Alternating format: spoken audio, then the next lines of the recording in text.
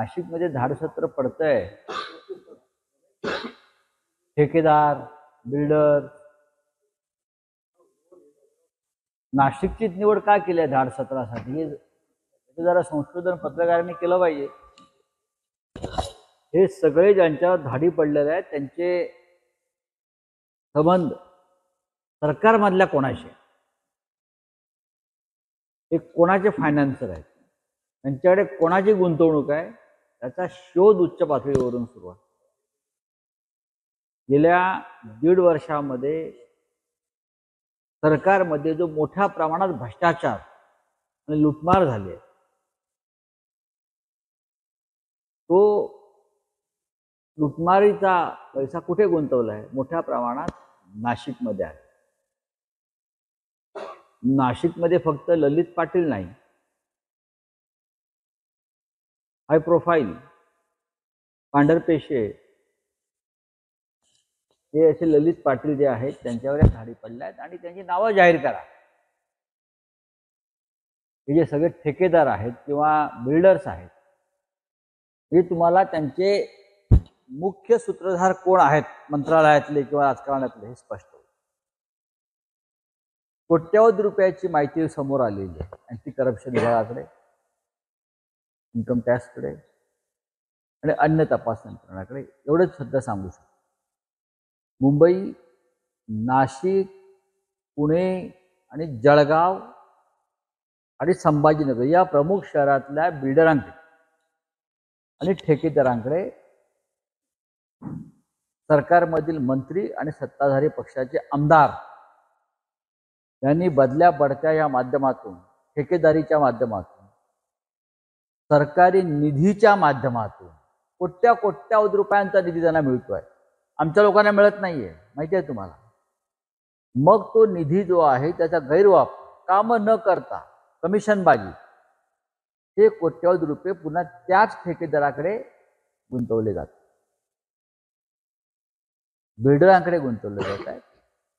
त्याची संपूर्ण माहिती काही अधिकारी जे असतात ते सगळेच मिंधे नसतात, यंत्रणा काम करत असते आणि त्यांच्या फायली बनत आहेत आणि सगळी माहिती दिल्लीपर्यंत गेलेली. मग ते त्यांच्याकडून आता निवडणुकीसाठी पैसे घेतले, त्यांना ब्लॅकमेल करून त्यांना आता ब्लॅकमेलही केलं जाईल. आणि व्यवहार हा असाच असतो राजकारणामध्ये सध्या. ठीक आहे, पाहू. स्टील कंपन्यांच्या काही प्रमुख लोकांवर, स्टील उद्योगातल्या अशा प्रकारच्या कोट्यवधीच्या रेट झाल्या होत्या आणि नंतर तो माल मसाला घेऊन बाहेर गेले. त्याचं पुढे काय झालं, कोणी मध्यस्थी केली सरकारमधून, ते समोर आलं. पण शेवटी जे चाललंय या महाराष्ट्रामध्ये ते अत्यंत भयंकर. हेमंत सोरेन यांना काल अटक झाली. झारखंडचे मुख्यमंत्री, एका राज्याच्या मुख्यमंत्र्याला काल ज्या पद्धतीनं अटक झाली, 7,000 जवानांचा फौजफाटा काल रांचीमध्ये आणला होता. 7,000 जवानांचा. झारखंड एक आदिवासी राज्य आहे, फार मोठं राज्य नाहीये, पण तरीही लोकसभेच्या 7 किंवा 8 जागा भाजपला आपल्या ताब्यात घ्यायच्या आहेत. जसं चंदीगडचं महापौरपद ताब्यात घेतलं झुंडशाहीने, त्या पद्धतीनं. आणि हेमंत सोरेन हा एक खमक्या मुख्यमंत्री त्यात अडथळा ठरू शकेल म्हणून काल एक जुनं प्रकरण 7 एकर जमिनीचं काढून, 7 एकर काढून त्यांना अटक केली. कोट्यवधी हजारो कोटीचे घोटाळे महाराष्ट्रात झाले. स्वतः प्रधानमंत्र्यांनी सांगितले. शिखर बँक घोटाळा, सिंचन बँक घोटाळा, त्याला क्लीन चिट आहे काल. आणि हेमंत सोरेनला तिकडे अटक आहे.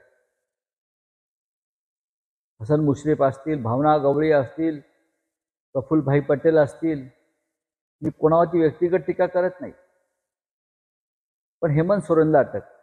हेमंत सोरेनपेक्षा गंभीर स्वरूपाचे आरोप हे आसामच्या मुख्यमंत्र्यांवर भारतीय जनता पक्षाने केले होते. ईडीच्या आरोपपत्रात त्यांचं त्या प्रकारचे आरोप आहेत, पण ते आज आसामचे मुख्यमंत्री आहेत.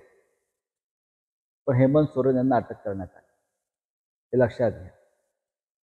अशा प्रकारचं हे राज्य या देशात सुरू.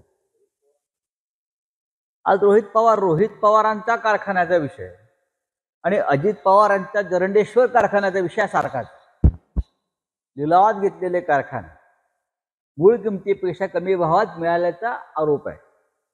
जो आरोप अजित पवारांवरती आहे तो रोहित पवार किंवा अन्य अनेक 60-65 लोकांनी अशा प्रकारचे कारखाने घेतले आहेत. पण ईडीच्या दारात चक्रा कोण मारतायत? रोहित पवार. कारण ते भाजपला मिंधे नाही आहेत, ते भाजप पुढे झुकले नाही आहेत आणि झुकणार नाही आहेत. नितीश कुमार यांच्या निकटवर्तीयांवर धाडी पडल्या 2 महिन्यापूर्वी ईडीच्या. आपल्याला माहीत नसेल सांगतो. जनता दल युनायटेडचे खजिनदार, त्या पक्षाचे खजिनदार, त्या पक्षाच्या प्रमुख नेत्यांचे काही नातेवाईक, त्यांना अर्थपुरवठा करणारे प्रमुख लोक त्यांच्यावर बिहारमध्ये धाडी पडले आणि 2 महिन्यात नितीश कुमार हे भाजपवासी झाले. ही मोडस ऑपरेंडी. महाराष्ट्रामध्ये आम्ही वाकलो नाही. महाराष्ट्रात शरद पवार असतील, रोहित पवार असतील, अन्य प्रमुख नेते असतील, ते ठामपणे उभे आहेत. काय हवं ते करा, आम्ही तुमच्या झुंडशाही पुढे झुकणार नाही. अरविंद केजरीवाल यांना 7 समन्स आले, तेही जायला तयार नाहीत. ते कारवाईला सामोरे जायला तयार आहेत. आणि मला खात्री आहे जे प्रमुख लोक आम्ही आहोत सगळे, त्यांच्यामुळे त्या देशामध्ये लोकशाहीचं रक्षण होईल, क्रांतीची ठिणगी पडेल आणि उद्याच्या लोकसभा निवडणुकीमध्ये जनतेला शाणपण येईल आणि ही सत्ता उलथवली जाईल. नगरसेवकांना नाही, आमदारांना नाही, खासदारांना नाही, जोपर्यंत भारतीय जनता पक्षामध्ये तुम्ही प्रवेश करत नाही तोपर्यंत तुम्हाला विकासाच्या संदर्भात कोणती मदत करणार नाही. हे या देशातल्या जे भारतीय राज्यघटनेच्या विरोधातलं तत्व वापरलं जातं. समानतेचा न्याय किंवा न्यायाचं समान तत्व इथे वापरलं जातं.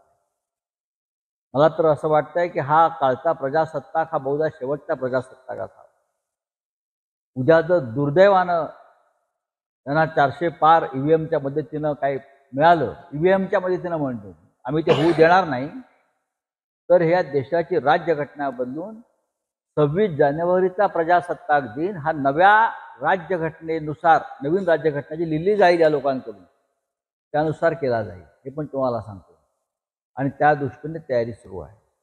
चंदीगडच्या महापौर पदाच्या निवडणुकीमध्ये आम्हाला काय म्हणायला पाहिजे? तुम्ही म्हणायला पाहिजे. तुम्ही मला काय विचारताय? मीडिया मला काय विचारतोय हा प्रश्न? ज्या पद्धतीनं पीठासीन अधिकाऱ्यानं बहुमत असलेल्या आप आणि काँग्रेसची 8 मतं बाद करून भारतीय जनता पक्षाला विजयी घोषित केलं, या भारत मातेची हत्या नाही? सरळ सरळ दिसतंय तो पीठासीन अधिकारी टेबलावर बसून आपला पडलेली मतं आपल्या पेनाने फोडतोय, अवैध करतोय, हे दिसतंय. राहुल नार्वेकरांनी जो गुन्हा या महाराष्ट्रात केला तोच गुन्हा तिकडल्या पीठासीन अधिकाऱ्यांना भाजपच्या महापौर पदाच्या निवडणुकीत केले. स्पष्ट वित्त बहुमत असताना काँग्रेस आणि आपचं त्यांनी भाजपला विजयी केला. महाराष्ट्रामध्ये सुद्धा जे राहुल नार्वेकरांनी पाप केलं तेच पाप तिकडल्या पीठासीन अधिकाऱ्यांनी केलंय. आणि हे पाप केल्याबद्दल राहुल नार्वेकरांना पक्षांतर विरोधी चिकित्सा समितीचं अध्यक्षपद देण्यात आलेलं आहे. बरं का? हो, यांचे नवीन घटनाकार आहेत राहुल नार्वेकर. हे नवीन घटना लिहायला बसलेत तिकडे आणि त्यांच्या जोडीला त्या समितीचे सदस्य म्हणून त्या चंदीगडच्या पीठासीन अधिकाऱ्याला बसवलं. ते होऊ द्या. हो, ते निवडणुकीचं बजेट आहे. ते काय तुम्हाला काय मिळणार आहे? शेतकऱ्यांना काय मिळणार आहे? इकडल्या कांदा उत्पादकांना काय मिळणार आहे? शेतकऱ्यांना नुकसान भरपाईचा चेक येणार आहे का? तो 20 रुपये आणि 25 रुपयाचाच येणार आहे. पहिल्या दिवशी वाढल्या, कदाचित बजेटमध्ये 2 रुपये कमी करतील, म्हणजे बघा आम्ही कमी केला. कदाचित मी म्हटलं नवीन प्रजासत्ताक साजरा केला जाईल, नवीन राज्यघटना तयार केला जाईल. मी जे म्हणतोय त्याला हे जोडून घ्या की नवीन राज्यघटना लिहिण्याची तयारी, की नवीन राज्यघटना. उद्या देशाचे राष्ट्रपती किंवा पंतप्रधान हे धार्मिक मिरवणुकीतून सुद्धा संसदेत येऊ शकतात. देश हा इराणच्या दिशेने चालला. इराणमध्ये आयतुल्ला खोमेनीने ज्या पद्धतीनं राज्य केलं तशी खोमेनीशाही भारतामध्ये आणून हा देश 500 वर्ष मागे नेण्याची प्रक्रिया सुरू झालेली आहे. ज्ञान विज्ञान तंत्रज्ञानाच्या बाबतीत देशाला जी प्रगती पथावर आपण नेलं होतं 70 वर्षामध्ये, पण मोदी शहा आणि त्यांचे लोक देशाला 500 वर्षा जुन्या अशा अश्मयुगात नेण्याच्या विचारात आहेत. लोकांना जर मान्य असेल, आम्ही प्रस्ताव कशा करता द्यायला पाहिजे, देश वाचवण्याची जबाबदारी, लोकशाही वाचवण्याची जबाबदारी या देशातल्या सगळ्या सुज्ञ राजकीय पक्षांची आणि भारत मातेवरती प्रेम करणाऱ्या प्रत्येकाची आहे. वंचित बहुजन आघाडीचा मनाचा मोठेपणा असा आहे, खास करून ॲडव्होकेट प्रकाश आंबेडकर म्हणजे बाळासाहेब आंबेडकर आमचे प्रिय, त्यांनी वारंवार सांगितलं की आम्हाला महाविकास आघाडीमध्ये तुम्ही समाविष्ट करून घेतलं. आम्हाला सुद्धा या देशातल्या राज्यघटनेचा आदर आणि संरक्षण करायचं. ज्या पद्धतीचं राजकारण मोदी आणि शहांच्या राज्यात सुरू आहे, या देशातलं स्वातंत्र्य नष्ट होईल, लोकशाही नष्ट होईल, संविधान तुडवलं जाईल, बदललं जाईल, ही भीती जशी बाळासाहेब आंबेडकरांना वाटते, वंचितच्या कार्यकर्त्यांना वाटते, ती आम्हालाही वाटते. त्याच्यामुळे आपण एकत्र येऊन काम केलं पाहिजे, ही माननीय बाळासाहेब आंबेडकरांची भूमिका आहे आणि त्याच्यामुळे आम्ही त्यांचं स्वागत केलं, ही त्यांची भूमिका आहे. जर कोणाला असं वाटत असेल या देश वाचवण्याच्या प्रक्रियेमध्ये आम्हाला सहभागी व्हायचे, त्यांनी तसं ते व्यक्त केलं पाहिजे, जसे बाळासाहेब आंबेडकर व्यक्त. बघा, काल ते वक्तव्य करत असताना त्यांच्यासमोरची त्यांना भ्रष्टाचारासंदर्भात जी क्लीन चिटचा कागद मिळाला तो आला असेल, त्याच्यामुळे ते गांगरले असतील. एक लक्षात घ्या, हा सगळा सुनावणीचा फार्स आहे. राहुल नार्वेकरांच्या समोरची सुनावणी, बरं का, हा शांतता फार्स सुरू आहे असं एक नाटक आहे. शिवसेनेने त्याचा अनुभव घेतलेला आहे, आता तो राष्ट्रवादी काँग्रेसला आहे. शरद पवार स्वतः हयात आहे तो, तरीही राष्ट्रवादी कोणाचे हा प्रश्न जर राहुल नार्वेकर यांना पडला असेल तर त्यांनी सुनावणी न करताच निकाल द्यावा आणि जे नवीन राज्यघटना लिहायला घेतलेली आहे त्यांच्या नेतृत्वाखाली, ती लिहिण्यासाठी त्यांनी एखाद्या परदेशात लंडनला वगैरे जाऊन बसावं.